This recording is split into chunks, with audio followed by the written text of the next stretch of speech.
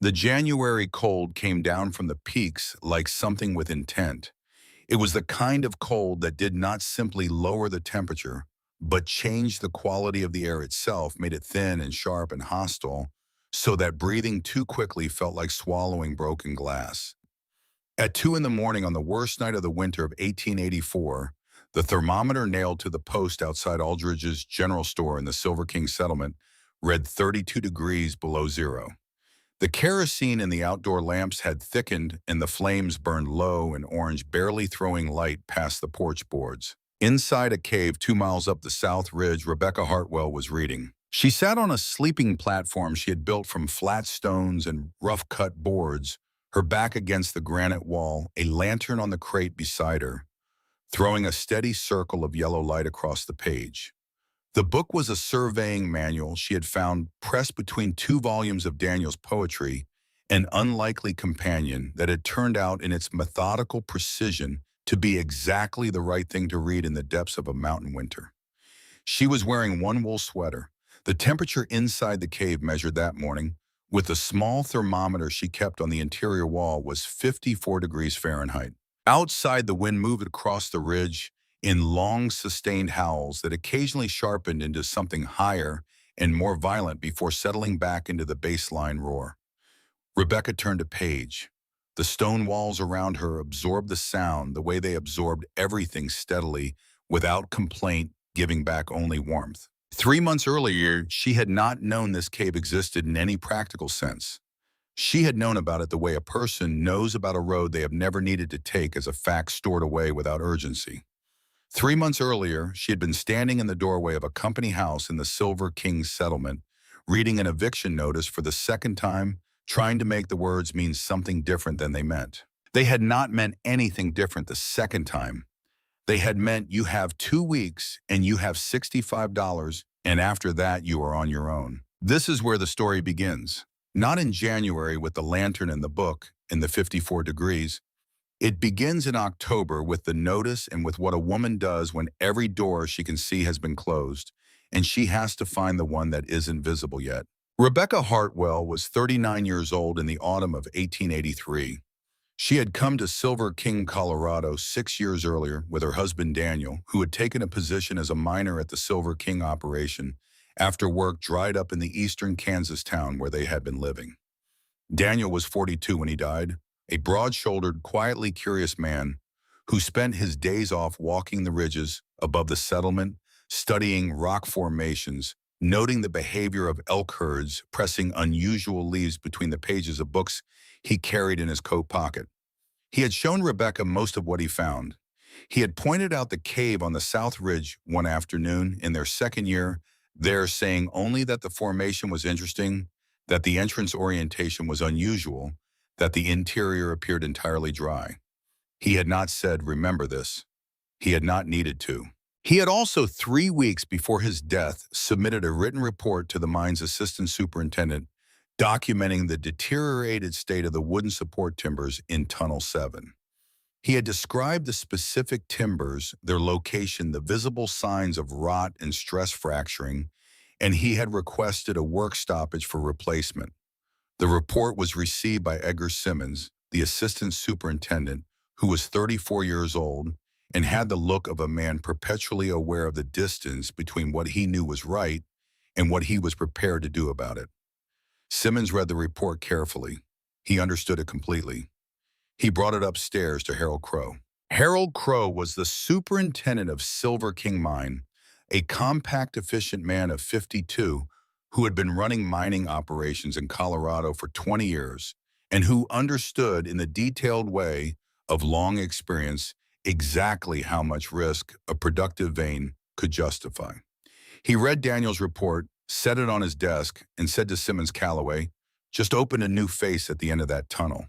If we stop for timber replacement, we lose 3 weeks of production and we lose the Denver contract." Simmons said, "If the supports fail, sir." Crow said, "Then it's an accident." "Mines have accidents, Simmons." Close the file. Simmons took Daniel's report back downstairs. He did not close the file. He placed the report in his own desk drawer in the back under a map of the surface property lines. He was not sure why he kept it. He told himself it was administrative caution that documents should be retained. He did not examine the other reasons too closely. Tunnel 7 collapsed on the 22nd of July, 1883. Daniel Hartwell was the only fatality. Crow's incident report to the Denver office described the event as an unforeseeable structural failure caused by geological pressure. The word unforeseeable appeared in Crow's report 4 times. Margaret Holt came to Rebecca's door the evening after Daniel's funeral, carrying a loaf of bread she had baked that morning and wearing the expression of a woman who had already learned everything Rebecca was about to learn and saw no point in pretending otherwise. Margaret was 44, a widow herself for 2 years, her husband George having died of the lung disease that took miners slowly and expensively. She had gray at her temples and a directness in her manner that some people found cold, and that Rebecca had always found on balance preferable to performed warmth. She said, "I'm not going to tell you it gets easier because I don't know if that's true for everyone." She set the bread on the table. She said, "What I will tell you is that the company will let you stay in the house through the summer while you make arrangements. They did that for me, and then they'll need the house back." She looked at Rebecca steadily. "Don't wait for them to do the right thing by you. They won't." Rebecca said Daniel worked here for 6 years. Margaret said George worked here for 9. She did not say it bitterly. She said it as data. She said, "I'm just telling you what happened to me." Rebecca said she understood. She thanked Margaret for the bread. After Margaret left, she sat at the kitchen table with the bread in front of her untouched and looked at the wall for a long time. She believed that evening that the company would make a fair settlement. She believed this because she needed to believe it because the alternative was a set of calculations she was not yet prepared to perform. She would perform them soon enough, but not that evening. That evening, she sat at the table and she allowed herself the temporary shelter of believing that the world operated on fairness, knowing it was temporary, choosing it anyway because the morning would come and it would be time enough then to face what it brought. The morning that changed everything came on a gray Tuesday in October. Rebecca heard the knock at 7:30 and opened the door to find Edgar Simmons standing on the porch holding a sealed envelope and wearing the expression of a man who had spent the walk from the mine office rehearsing something he was not confident would come out correctly. He said, "Mrs. Hartwell." He held out the envelope. She opened it there in the doorway. The letter was 2 paragraphs. The first paragraph informed her that the company required the residence at number 14 for the incoming shift supervisor and his family who would be arriving from Nevada on or before the 1st of November. The second paragraph noted that in recognition of Daniel Hartwell's 6 years of service and his death in company operations, the Silver King Mining Company was pleased to offer a settlement of $65, which could be collected at the company office at her convenience. She was asked to vacate the property by the 1st of November. She read it twice. Simmons waited on the porch, his hat in his hands, his eyes finding various points of interest above and to the left of her head. She said $65. He said, "Yes, ma'am." She said, "For 6 years in a man's life." Simmons said nothing. She said, "Mr. Simmons." She said it quietly without heat, which was somehow worse than if she had raised her voice. She said, "Was Daniel's report about Tunnel 7 in Harold Crow's hands before the collapse?" The pause before Simmons answered was 4 seconds long. She counted them.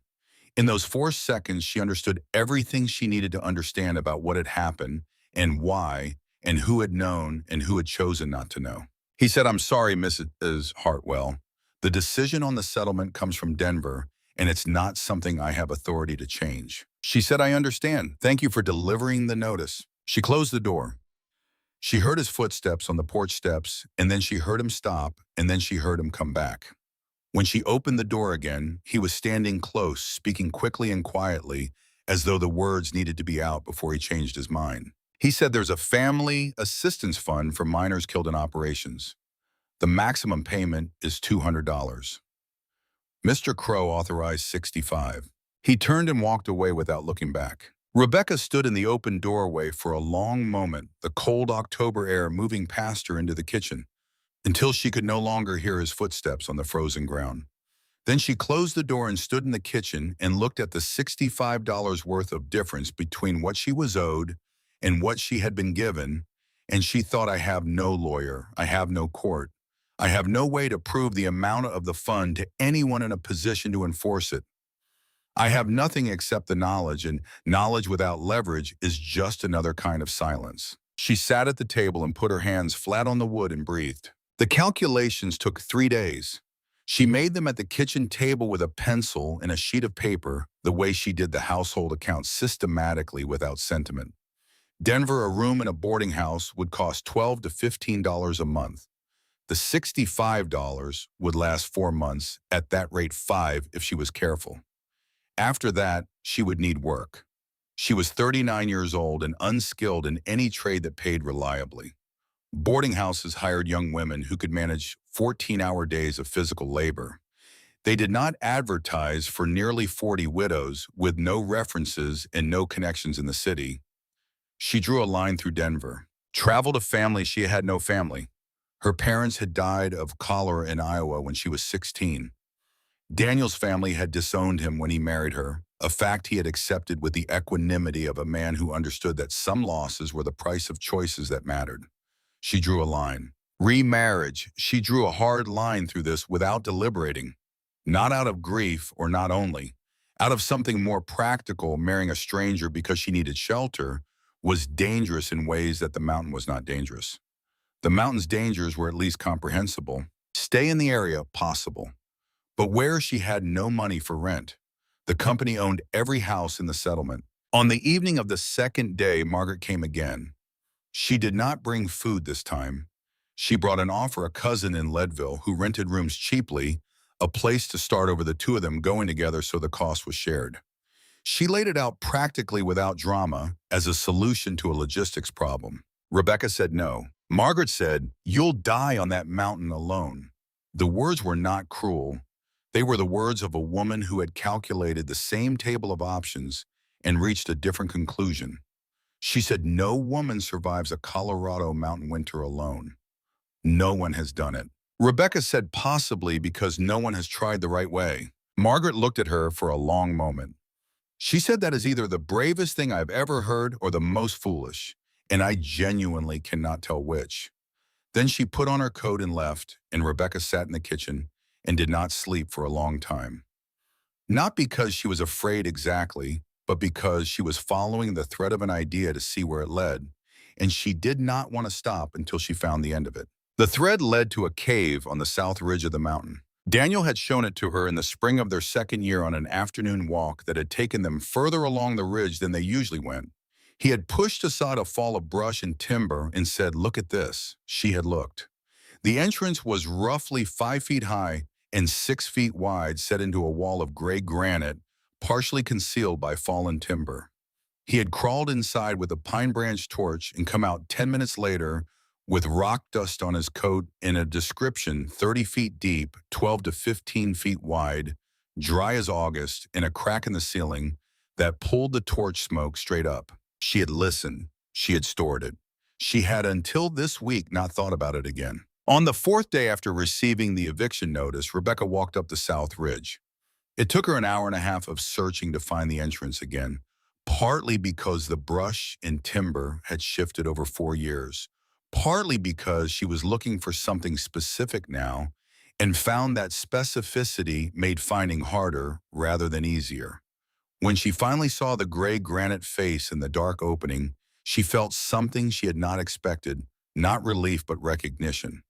The same feeling as encountering a word that names something you have always experienced, but never had language for. She made a torch from pine pitch and a strip torn from her work apron. She crawled through the entrance on hands and knees and stood up inside. Daniel had described it correctly in most respects. In one respect, he had been wrong. The cave was larger than he had said. It widened significantly past the entrance opening into a chamber that measured, when she paced it, closer to 15 feet across at its widest point. The ceiling rose to 9 feet near the middle, creating a natural vault. The walls were solid granite, cold and rough, but stable, showing no active fracturing. The floor was covered in a layer of dust and debris that would need to be cleared, but underneath it, the stone was level enough to work with. She held the torch near the walls, near the floor, near the ceiling. No moisture, no seepage, The granite was completely dry. She moved to the back of the cave and held the torch near a narrow crack she could see in the ceiling, perhaps 4 inches across, running back into the rock at an upward angle. The flame bent. A current of air was moving through the crack, drawn upward by some pressure differential she could not see but could feel plainly on her face. The cave had a natural draft, a natural chimney. She stood in the middle of the chamber with the torch held above her head and turned slowly, taking in every surface, every dimension, every quality of the space. The south-facing entrance that would collect winter's sun for most of the short days ahead. The depth that would hold heat.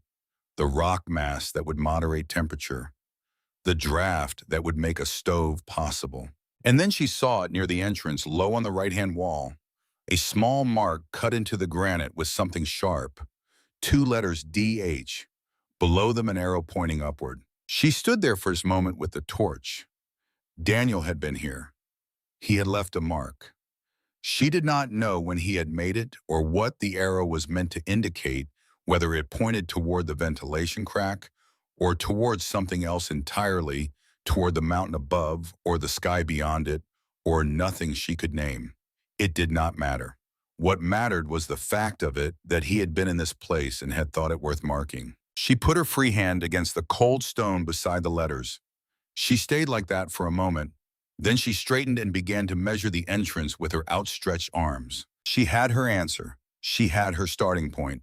What she needed now was a wall. On October 21st, Rebecca Hartwell walked into Aldridge's general store carrying a list she had written and rewritten 3 times, and she placed it on the counter in front of William Aldridge. William was 55 years old, a deliberate man who had been running the only general store in the Silver King settlement for 11 years, and who had developed over that time the habit of listening more than he spoke. He had known Daniel Hartwell as a customer and occasional conversation partner. He had heard about the eviction notice through the settlement's efficient, informal news network within a day of Simmons delivering it. He picked up the list and read it without expression. The list read 1 good shovel, 1 pickaxe, 1 handsaw, 1 hammer, 2 boxes of nails, 1 small wood stove with stovepipe sections, 10 pounds of lime mortar mix, 1 large canvas tarp, 1 lantern with oil, 1 good knife, 50 pounds flour, 20 pounds dried beans, 10 pounds salt pork, salt sugar coffee and lard, matches and soap. William set the list down. He said, "What are you building?" She said, "A dwelling." He said, "Where?" She said, "Outside the settlement on unclaimed land." He looked at her. He said, "You're planning to winter alone in the mountains." She said, "I have no other viable option, Mr. Aldridge. I've been evicted from company housing. I have no family and no means to reach anywhere that would be better. I will survive winter here, or I will not survive at all." A sound came from behind the far shelf where Harold Crow had been examining a display of lamp mantles for the past several minutes, apparently absorbed in the selection. Crow came around the end of the shelf. He was wearing his superintendent's coat, the heavy wool one with the company insignia on the breast pocket. He said, "Mrs. Hartwell."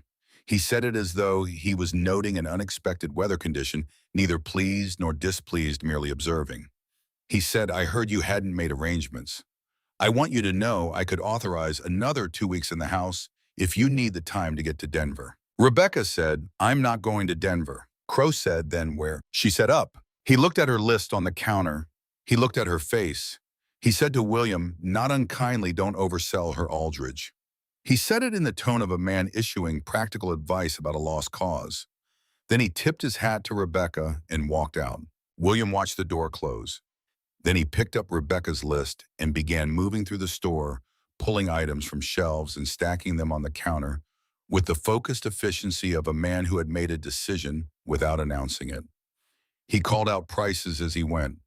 The shovel, $4, the pickaxe, $3, the handsaw, $2, the small stove with 4 sections of pipe, $8.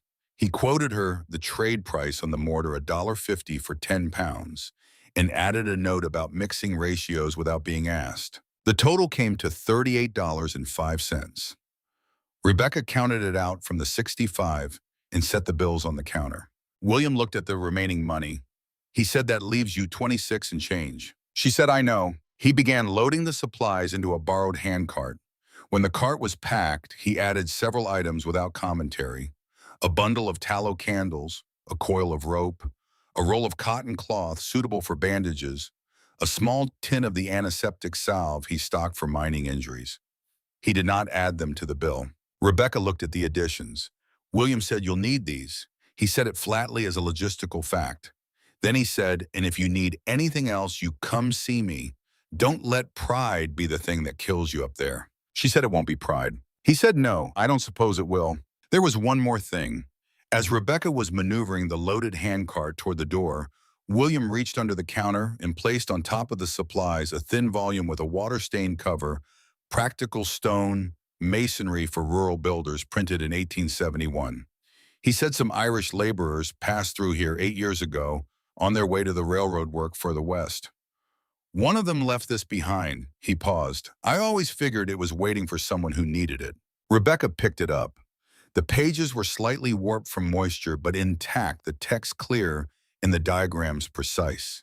She looked at William. He was already looking at his inventory ledger. She took the book and pushed the cart out into the October afternoon. The work began the next morning. She made 3 trips over 2 days to move all the supplies to the cave site, pushing and pulling the handcart up the trail as far as the terrain allowed, and then carrying loads by hand the rest of the way.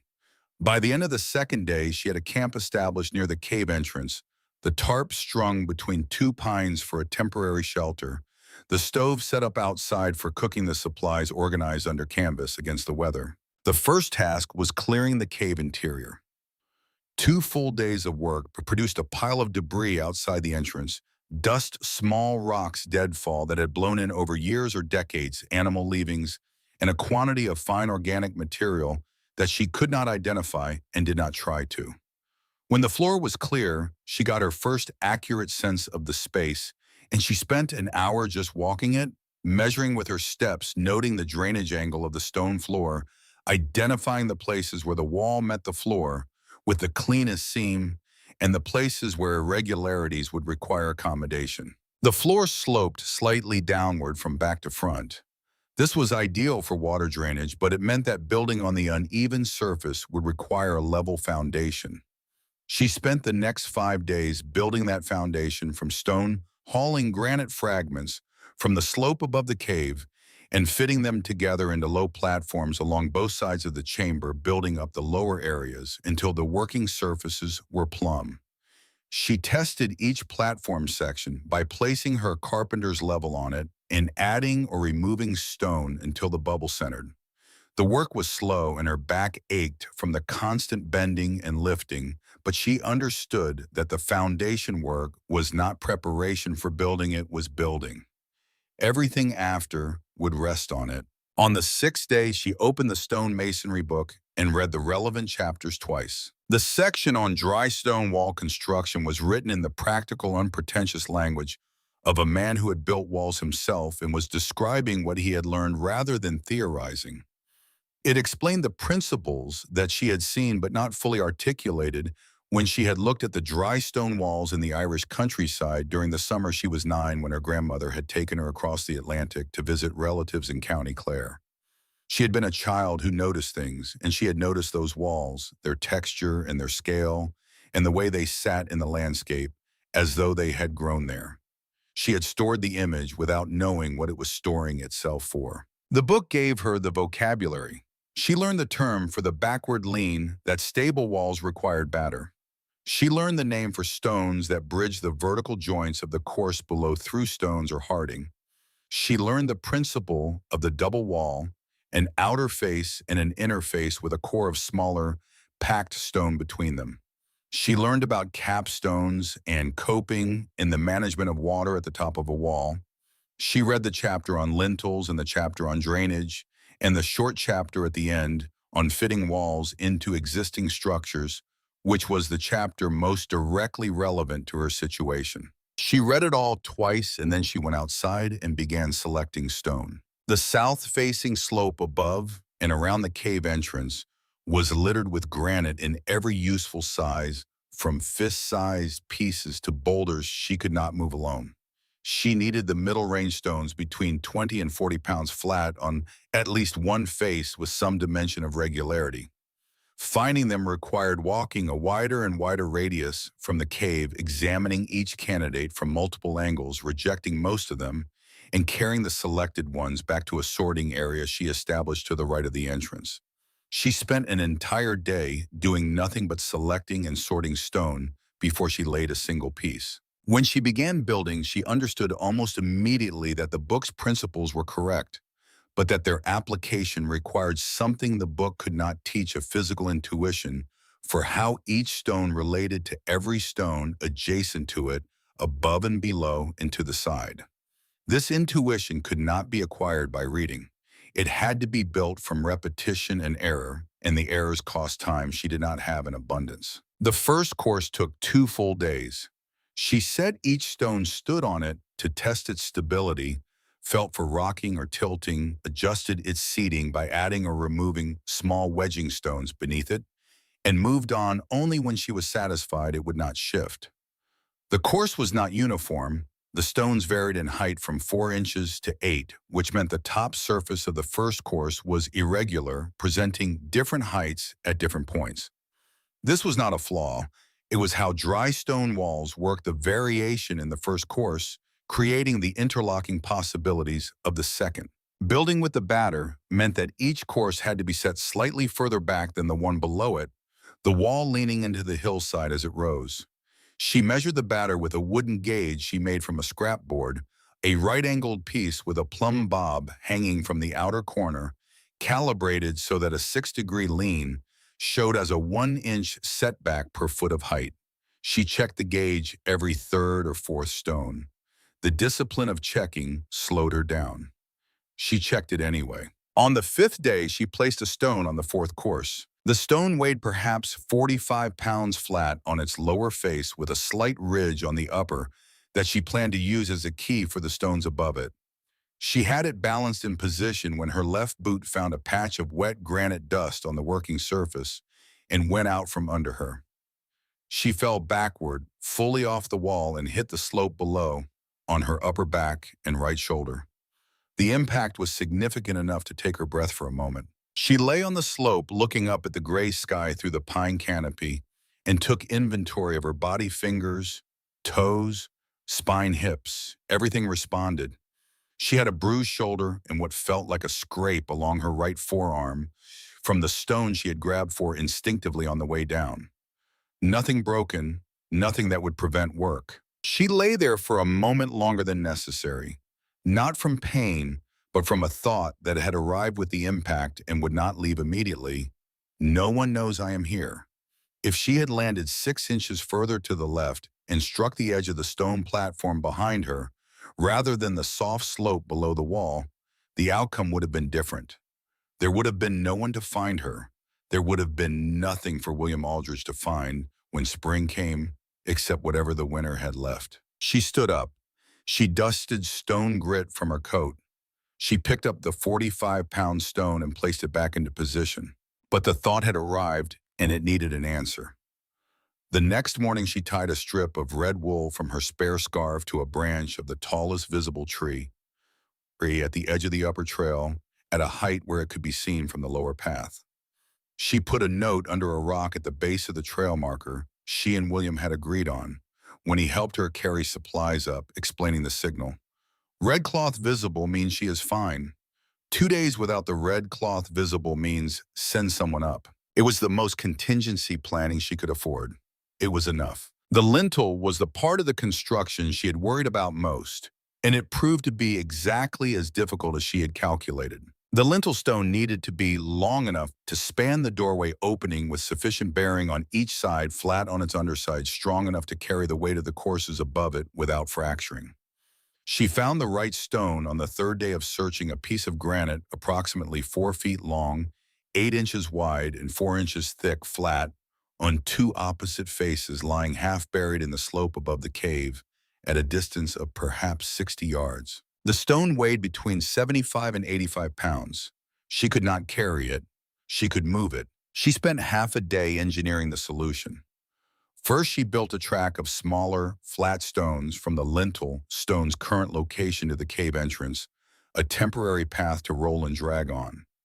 Then she fashioned a lever from a straight section of pine trunk, approximately 6 feet long and 4 inches in diameter, which she found in the deadfall timber above the cave. She used the lever to lift the lintel stone's near end onto a wooden roller, then worked from one end to the other, lifting and rolling and repositioning until the stone was at the cave entrance. Getting the lintel into position above the doorway required building up temporary support structures on both sides of the opening to the correct height, then levering the stone up onto these supports incrementally, one end at a time, a process that took 4 hours and left her hands shaking from sustained effort. When the lintel was finally resting in position, she stood back and looked at it and for a long moment before trusting it with her weight. It held. The courses she built above it transferred their weight to the lintel's ends, pressing down on the supports, never loading the unsupported center span directly. The wall was finished on the 8th day of construction. She stood outside and examined it in the late afternoon light. It was 7 feet tall at its highest point, tapering to 5 feet at the lower corners, where the entrance cut into it. The base was 18 inches thick, the top courses 12. 700 stones, she estimated, each one selected and placed by hand. It was not beautiful in the way that finished architecture was beautiful. It was something other than in that it had the beauty of a thing that had been made to do a specific job under specific constraints and was doing that job completely. You could see the problem in the solution. You could read in every stone the choices that had been made about weight and balance and interface and load. She mixed the mortar in small batches and applied it to the outer and inner faces of the wall, only pressing it into the joints with a flat stick and smoothing the surface with a damp rag. She did not mortar the core. The facing mortar would seal against wind and water. The dry core would retain its flexibility and drainage properties, absorbing the slight movement that freeze-thaw cycles would impose on any structure in this climate. She had read this in the masonry book, and she understood why it was correct, and she applied it. The mortar needed 3 days to cure. She covered the fresh joints with damp cloth and moistened it daily, preventing the rapid surface drying that caused cracking. She had learned this not from the book, but from watching the plasterer who had patched the ceiling of the company house 2 winters ago, a patient man who had seemed almost meditative in his attention to the curing process.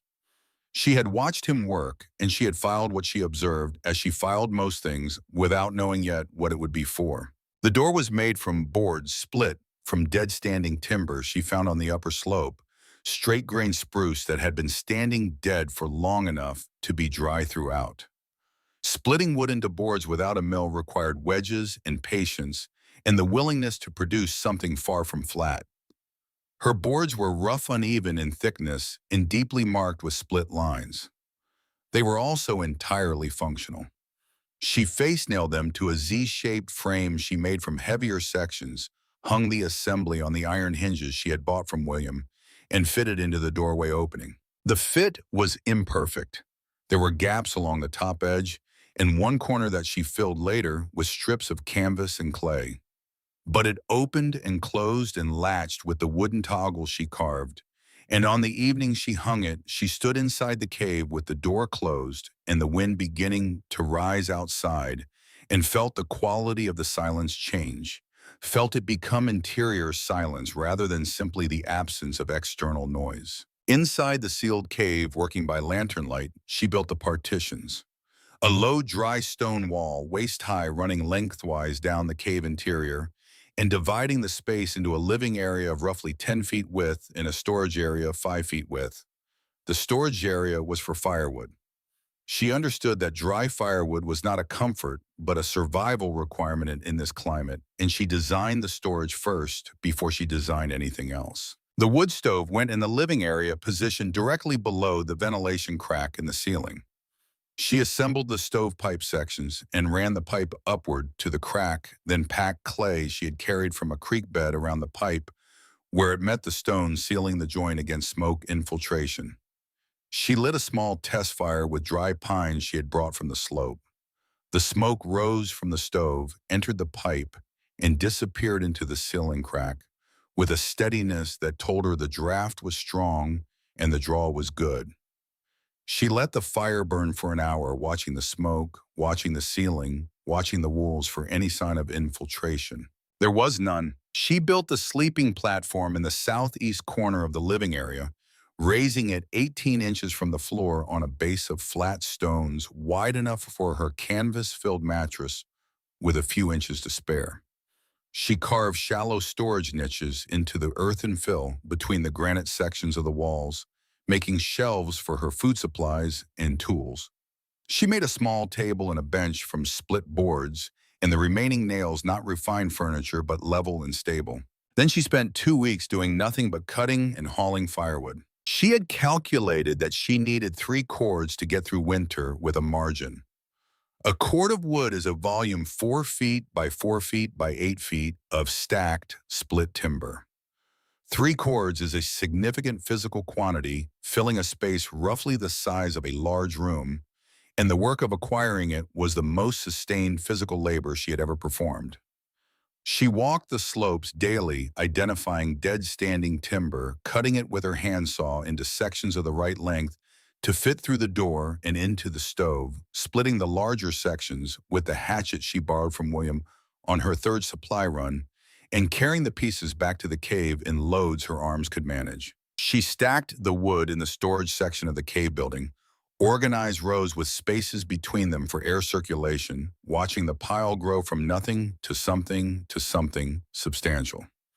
By the last week of November, the storage section was full, from floor to ceiling, 3 cords of split wood in a space protected by stone walls, and a fitted door sealed against weather maintained at the cave's stable temperature. On November 28th, it snowed 2 feet in 36 hours. The temperature dropped to 15 below zero. The wind came from the northwest and loaded the south-facing slope with drifts that rose to the height of the cave entrance and would have sealed it entirely if Rebecca had not gone out twice during the storm to clear the door's swing radius. She did this in the dark by feel her hands in the wool mittens she had double-layered with canvas, her face wrapped to the eyes. Inside the cave with the door closed, in the small stove burning steadily, the temperature was 52 degrees. She sat on the bench with the surveying manual and read about triangulation methods, while the first major storm of the winter tried everything it had against the wall outside. The wall held. On the second night of that storm, the wind shifted and came directly against the face of the wall rather than across it. Rebecca heard something she had not heard before, a low resonance in the stone, a vibration that was not quite sound, that she felt in the soles of her feet more than in her ears. She took the lantern and examined every joint she could reach, running her fingers along the mortar lines, pressing her palm flat against the wall sections to feel for any give or shudder. In the upper right corner, one stone had moved, perhaps a quarter of an inch outward, not enough to see clearly, but enough to feel as a slight, proud edge under her fingertips where the surface had been flush before. She worked through the rest of that night pressing clay and dampened mortar scraps into the joint, chinking the gap by touch in the dark, in the cold the lantern set on the ground where the wind from under the door could not reach it. When the gray light of morning came through the ventilation crack, the joint was filled and the vibration had stopped. She filed the location of that stone in her memory the way she filed everything, precisely without sentiment. She would check it first after every subsequent storm, and she would repair it 3 more times before spring. By the 4th repair, she needed no light to find it. Her fingers knew the wall. Some weeks after the great storm, on a cold, clear afternoon, when the sky above the ridge was the particular hard blue that follows extended cold Harold Crow appeared on the upper trail, Rebecca was outside splitting the last of a fallen spruce into stove lengths when she heard footsteps on the packed snow and looked up to find him standing at the edge of the clearing, alone in his wool superintendent's coat. He was not accompanied by workers or assistants. He had come by himself, which she had not expected. He stood for a moment looking at the wall. She watched him look at it. He took in the full height of it, the fitted door, the mortar lines, the way it sat in the cave entrance, as though it had been designed for that specific space rather than constructed inside it under pressure of time and weather. He was a man who had built things or had overseen the building of things for 20 years, and she could see him reading the wall the way a person reads a document in a language they know. Following the logic, noting the decisions, registering what was done correctly and what would have been difficult. He said, "You're still here." She said, "I am still here." He looked at the wall a moment longer. Then he looked at her with the particular quality of attention of a man revising an estimate. He said, "I told Aldridge it would be a waste to sell you too much." He paused. "I was wrong about that." It was not an apology. He went, she had not expected an apology, and she did not need one. What it was an acknowledgement that the calculation he had made in October had produced an incorrect result, and that he was man enough to say so plainly to the person whose face it should be said to. She filed that too. She said, "It's getting cold. You should head back down before the light goes." He nodded, turned, and walked back down the trail without another word. She watched him until the tree line took him. Then she picked up the hatchet and went back to the spruce. Margaret came up 2 days after the storm broke, arriving without announcement in the mid-morning, with her coat pulled close and her boots already dark from the wet trail. She stood outside the cave entrance and looked at the wall, the way everyone looked at it the first time, with the particular silence of a person encountering something that revises what they believe was possible. Then she said, "I thought it would be smaller." Rebecca was stacking the morning split wood just inside the door. She said, "Come inside." Margaret ducked through the door and stood in the living area. She looked at the stove, the sleeping platform, the interior partition wall, the storage section with its rows of split wood reaching to the ceiling. She looked at the niches carved into the walls holding Rebecca's supplies and tools. She walked to the back of the cave and stood under the highest point of the ceiling, 9 feet of granite vault above her, and turned slowly the way Rebecca had turned on the first day with the torch. She said, "You've been living here since October." Rebecca said, "Since the second week." Margaret said nothing for a moment. Then she said, "I brought bread." She set a cloth-wrapped loaf on the table. They drank coffee at the small table, and the conversation moved carefully at first, the way conversation moves between people who have said sharp things to each other and have not yet established what the current terms are. Margaret asked practical questions: how much firewood was left, how the stove drew, whether the door had held in the wind. Rebecca answered practically. After a while, the carefulness eased, and they talked the way they had sometimes talked in the settlement, as two women who had each survived things that required surviving and who did not need to explain the weight of those things to each other. Before she left, Margaret stood again in front of the interior wall and was quiet for a moment. She said, "I told you that you would die up here." Rebecca said, "You did." Margaret said, "I was telling you what happened to me. When George died, I nearly didn't make it through the first winter in town with a roof and neighbors and people bringing food. I couldn't imagine anyone doing what you were describing." She paused. "I couldn't imagine it because I couldn't have done it myself." Rebecca said, "You didn't know what you could do." Neither did I. Margaret put on her coat. She said, "I'll come up again next week if the trail is clear." Rebecca said she would have coffee ready. March brought Frank Calloway's note, a short message delivered through William telling her that his firewood had lasted and that 3 neighbors were planning earth berm storage for the spring. She read it at the counter of the general store, where she had begun spending mornings helping William with his inventory records in exchange for meals, an informal arrangement they had not discussed explicitly, but had arrived at through mutual practical recognition. Frank came up in person on a Sunday in late March, bringing his wife Alice, who was then 7 months along with their 4th child. Alice stood in front of Rebecca's stone wall and said quietly to the wall, rather than to anyone in particular, she built this herself. Rebecca made coffee on the small stove, and they sat in the cave in the lantern light, and Frank confirmed that the meeting at Aldridge's store was set for Thursday. 3 men had already committed to coming, and William had agreed to let them use the back room. Rebecca looked at him across the lantern light. He was a practical man, Frank Calloway, not given to speeches or grand arguments. The fact that he had walked up here on a Sunday morning with his pregnant wife to confirm the details meant something. She said she would be there. The first morning of April came quietly, the way thaws always did in the Colorado high country. Not with drama, but with a kind of slow exhalation, as though the mountain had been holding its breath since November and was only now releasing it. Rebecca stood outside the cave entrance and watched a thin line of meltwater trace its way down the granite face above her, finding channels in the rock that had been invisible under ice for 4 months. She had survived the winter. The fact of it still arrived each morning like something she had to relearn. She had burned 2 cords and 3/4 of her firewood total. She had eaten through her flour, her beans, and most of her salt pork. She had fixed the shifted stone in the upper right corner of her wall 4 times over the course of the winter. Always at night, always in the dark, because the cold was worst after midnight, and the wind made the lantern useless. By the fourth repair, she could find the exact location of the fault by touch alone, working the clay back into the gap without seeing anything at all. She was healthy. That was the word William Aldrich used when he climbed up in late March to check on her, arriving slightly breathless from the altitude and the lingering snow on the upper trail.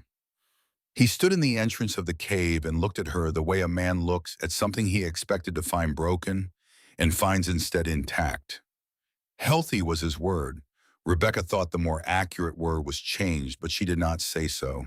The meeting at Aldrich's general store drew 11 people, which was more than Frank had expected and more than Rebecca was comfortable with.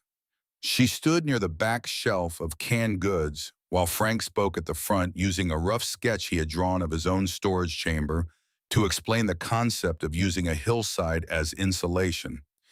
He spoke plainly in the language of men who worked with their hands, and the men around him followed easily enough.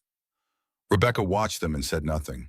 It was Margaret Holt who spoke up from near the door. Her arms crossed, her voice carrying the particular flatness of someone making an argument they have rehearsed. She said, "Not everyone has a hillside behind their house. Not everyone has a cave. What worked for Rebecca Hartwell is specific to Rebecca Hartwell's situation. And telling men to dig holes in the ground based on one woman's winter is not instruction, it's anecdote." The room shifted slightly. Several of the men glanced at Rebecca. Frank opened his mouth. Rebecca spoke before he could. She said Margaret is right that specific circumstances don't transfer. She said it calmly without edge, and she saw Margaret's posture adjust slightly in surprise at the agreement. Then she said, "But the principle isn't the hillside or the cave. The principle is that firewood loses 30 to 40% of its heat value when it's wet. And wet firewood in this climate means any wood stored outside without a sealed roof and walls. The principle is that if you enclose a storage space on 3 sides with earth and one side with a tight door, you create the same conditions I have in this cave. The hillside isn't special. The hillside is just the cheapest wall." She stopped there. She had not meant to say that much, but the room had gone quiet in a way that told her they were listening, and once she had started, she had found she could not stop at the halfway point. She looked at her hands and waited. One of the men, a broad-shouldered miner named Sutherland, asked about drainage. Rebecca answered. Another asked about depth. She answered that too.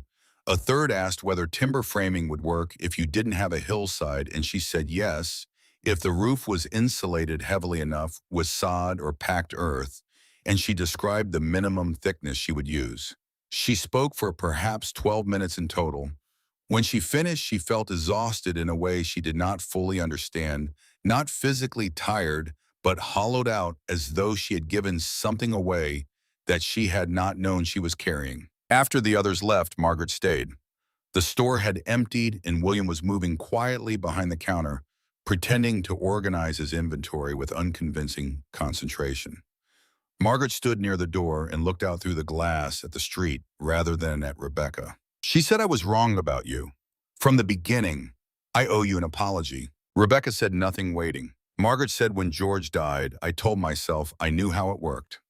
I told myself I knew what the company would do and what widows could expect and what the mountain would take. And I thought I was helping you by telling you those things. But I was also, I think, trying to make sure you didn't do something that would make me feel like I hadn't tried hard enough when it was my turn." The honesty of it landed differently than Rebecca had expected. She had imagined, if she had imagined this conversation at all, that Margaret's apology would feel like a small victory, a concession from someone who had doubted her. Instead, it felt like something heavier and more human than that, like looking at her own fear from the outside and recognizing it. She said, "You came up and helped me for 3 days when no one else came. I haven't forgotten that." Margaret turned from the window. Her eyes were wet, not overflowing, just bright with the effort of not quite crying. She said, "I told myself I was going because I felt sorry for you." She paused. "I don't think that's why I went." Rebecca said, "I know." William set down the cans he had been rearranging and poured 3 cups of coffee without asking whether anyone wanted any. It was Rebecca thought exactly the right thing to do. The investigation arrived in July, announced by a formal letter from the parent company in Denver that used careful language and named no one directly, but made clear that a review of safety practices at Silver King Mine had been initiated following concerns raised by a field report. Harold Crowe received his own letter on the same day. Rebecca learned about it from William, who learned about it from the postal clerk, who had seen both letters come in on the same coach. 3 days before the investigator arrived, Edgar Simmons came to the general store in the late afternoon when Rebecca was working on the inventory ledger. He stood at the counter and waited until William found a reason to disappear into the back room. Then he placed his hat on the counter and looked at her. He said, "I have the original report. Daniel's report about the tunnel, 7 supports, and my own written account of the meeting with Crowe where the report was dismissed. I'm going to give both documents to the investigator." Rebecca set down her pen. He said, "I want you to know before I do it, I don't know what will happen to my position here. I'm not asking you for anything. I just thought you should know that someone else knew what happened and stayed quiet about it for too long." She looked at him. Edgar Simmons was 34 years old and looked older than that the way men did in mining country. The altitude and the dust and the particular exhaustion of working for someone whose decisions you couldn't fully respect. She had not thought kindly of him in the months since October. She had thought about him, though, more than she'd expected, had turned over that moment in her doorway when he had told her about the $135, as though the small truth might somehow balance against the larger silence. She said, "Why now?" He said, "I have a son. He's 6. He said it and then stopped as though that were a complete sentence, and she supposed it was. She said, "You'll probably lose your position." He said, "Crowe will lose his first." She said, "That doesn't mean you'll keep yours." He said, "I know." He picked up his hat. "I know that." He left. Rebecca sat with the inventory ledger open in front of her and did not write anything in it for a long time. The investigation took 4 days. The investigator, a careful man named Harrington who spoke little and wrote constantly in a small leather notebook, interviewed 11 people in the settlement, including Rebecca. She sat across a plain table from him in the back room of the company office with Harold Crowe seated at one end and Edgar Simmons standing near the wall, and she placed Daniel's report on the table between herself and Harrington. She had spent 2 evenings making a clean copy in her own hand, working from the document Edgar had kept.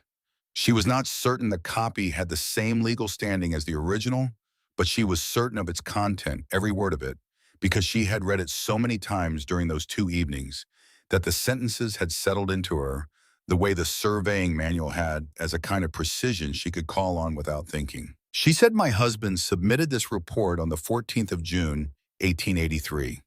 He identified the degraded supports in Tunnel 7 and requested a work stoppage for replacement. That request was received by Mr. Simmons and brought to Mr. Crowe. The work stoppage was not authorized.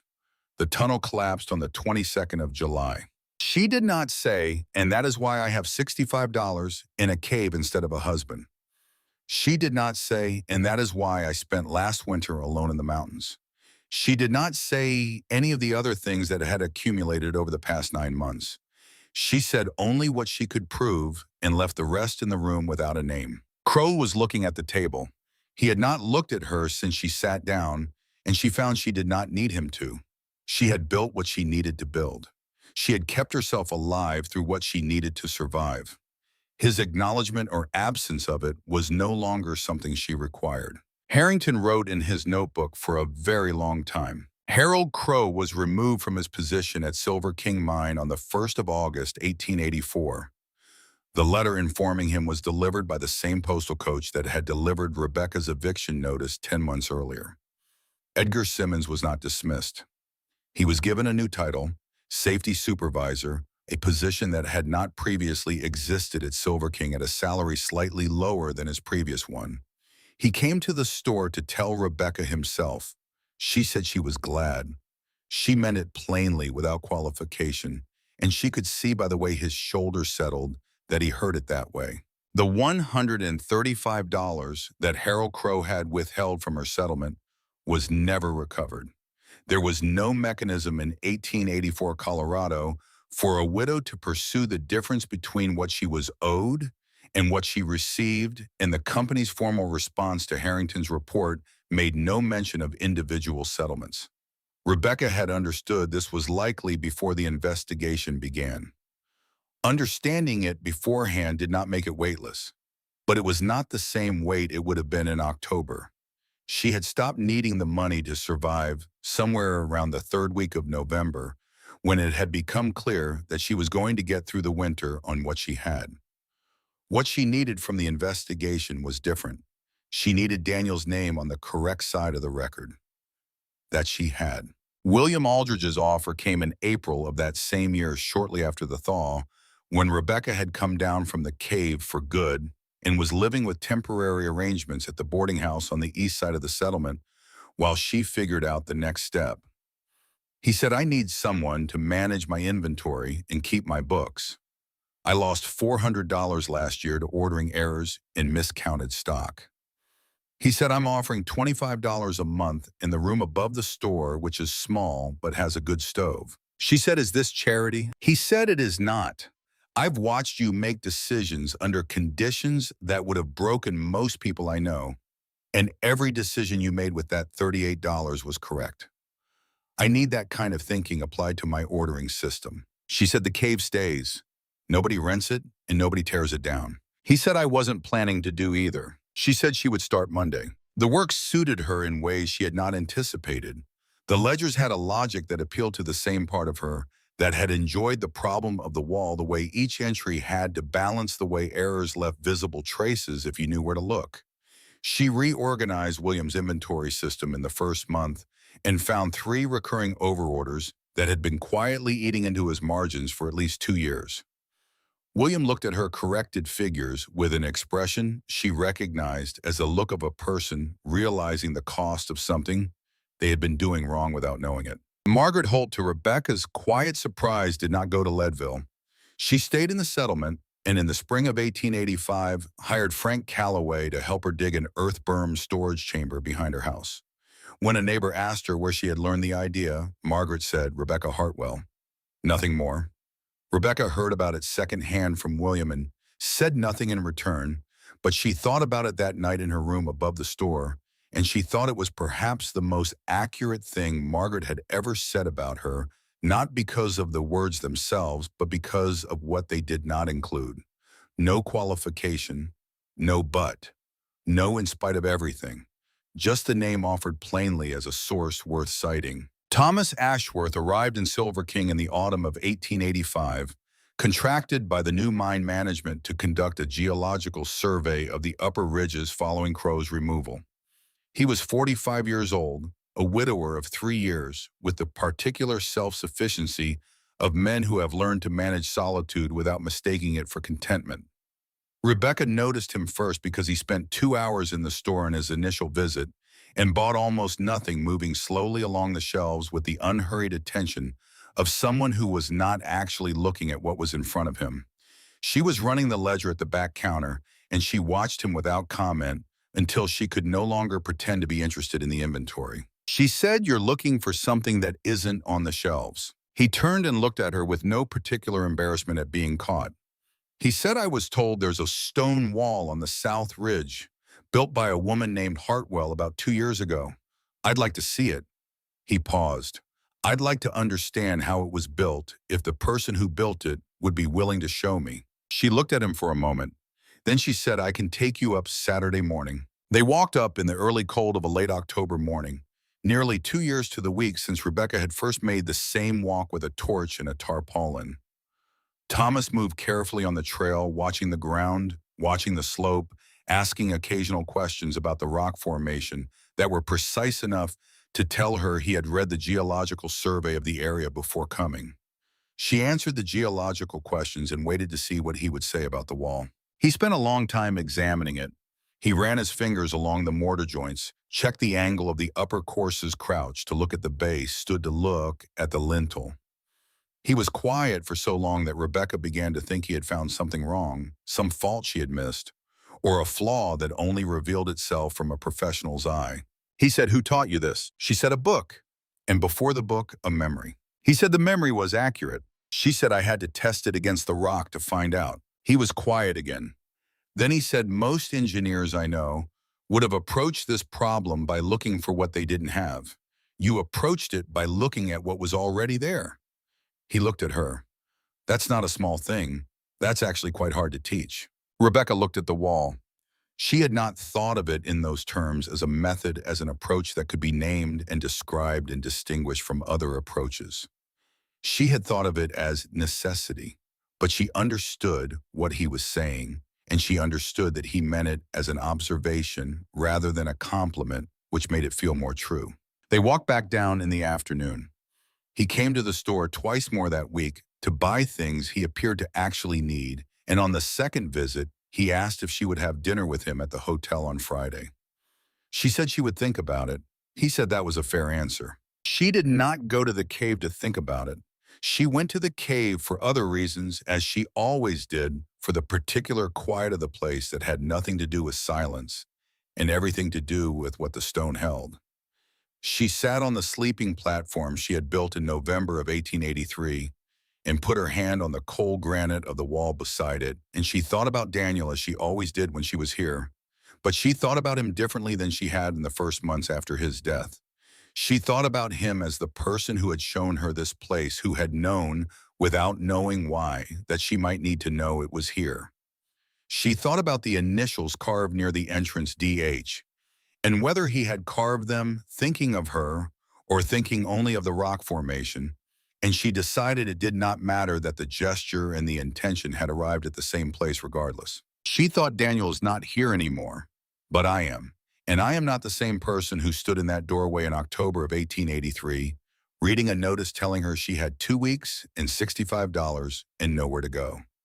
That woman had survived. This woman sitting in a cave she had built with her own hands, working a job she was good at, with the initials of someone she had loved carved permanently into the stone beside her, was not merely surviving. She went to dinner on Friday. She and Thomas Ashworth were married in June of 1886 at a small ceremony in the settlement, attended by William Aldridge and his wife Frank and Alice Calloway, and their 4 children, Margaret Holt in a dress Rebecca had not seen before, and Edgar Simmons, who came alone and stood quietly at the back and left shortly after the ceremony with a handshake for Thomas and a nod for Rebecca that carried in it, she thought, more than either of them needed to say out loud. They built a house together on the east slope of the ridge, that fall a proper house with milled lumber and glass windows, but with walls that Thomas designed with extra thermal mass and a southern exposure he calculated with the same care he gave to his geological surveys. The firewood storage was entirely Rebecca's design, larger than the cave section built into the hillside behind the kitchen, with a timber frame and packed sod roof that kept the interior at a stable temperature year-round. Thomas asked her once in the second year of their marriage whether she wanted to tear the cave down or seal it or do something formal with it, and she said no. He asked why she kept it. She said, "I'm not keeping it for me. I'm keeping it because someone might need to know it's possible." He thought about that and said, "Possible to do what?" She said, "To start from nothing and build something that works." He said, "You could tell them that without the cave." She said, "The cave tells it better." He did not ask again. The professor from the Colorado School of Mines came in 1892, a thin man named Garrett, who arrived with a letter of introduction and a list of questions written in a small, precise hand. He asked Rebecca about the construction sequence, about the mortar ratios, about the ventilation design. She answered everything. At the end of 2 hours, he looked at his notes and said, "Where did you study?" She said, "I didn't." He said, "I mean your training, your background in construction or engineering." She said I had none. He was quiet for a moment, turning his pencil over in his fingers. Then he said, "That's remarkable." And then, as though correcting himself, "That's actually more remarkable than if you had trained. Training gives you the framework. You built the framework from the problem itself." She said I had no choice. He said most people who have no choice don't do this. They do something simpler, or they don't do anything. Rebecca thought about that for a while after he left. She thought it was probably true, and she thought the difference between the people who did something and the people who did nothing was not intelligence or training or even courage in the way that word was usually meant. It was something more specific than courage. It was the willingness to look at what was actually there, the granite wall in the south-facing entrance, in the ventilation crack, in the $38 worth of materials, and ask only what can this do? Not what is missing, not what should I have, but what is here and what will it do if I work with it correctly? It was not a method she had invented.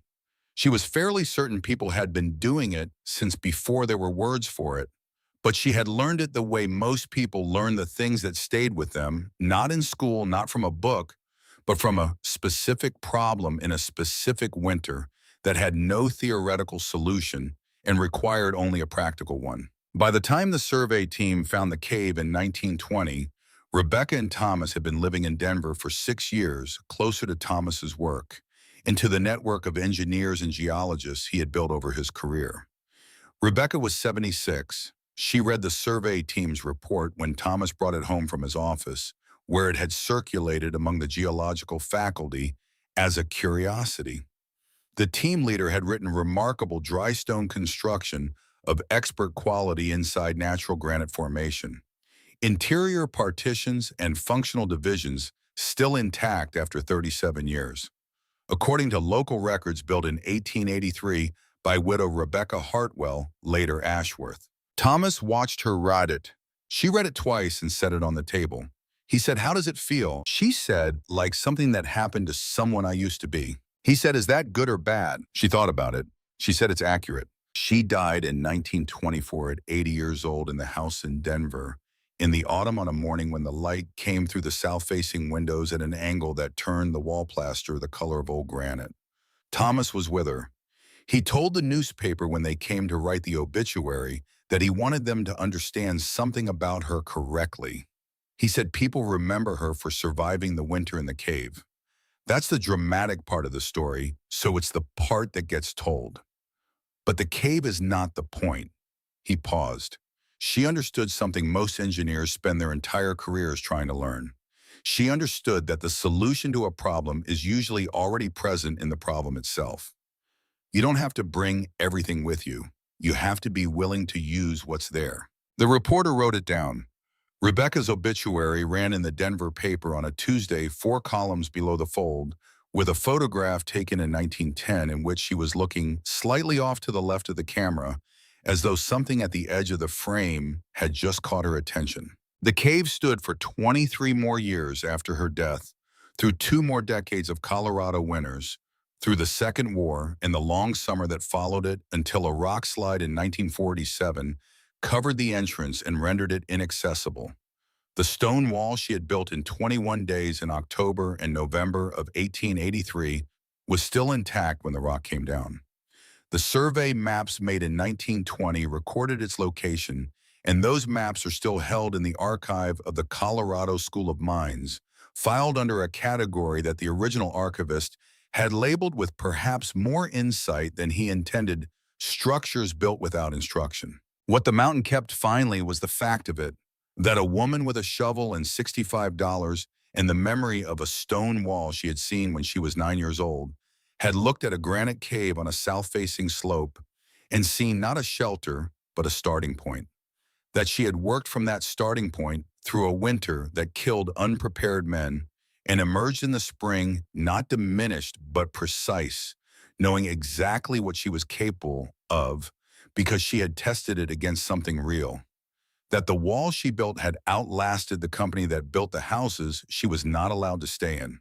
That the firewood she stored dry had kept her alive and then kept other families alive and then kept alive the idea in the minds of people who heard the story and understood what it was really about. That the first question to ask in any hard situation is not what you lack, but what you have and what it will do.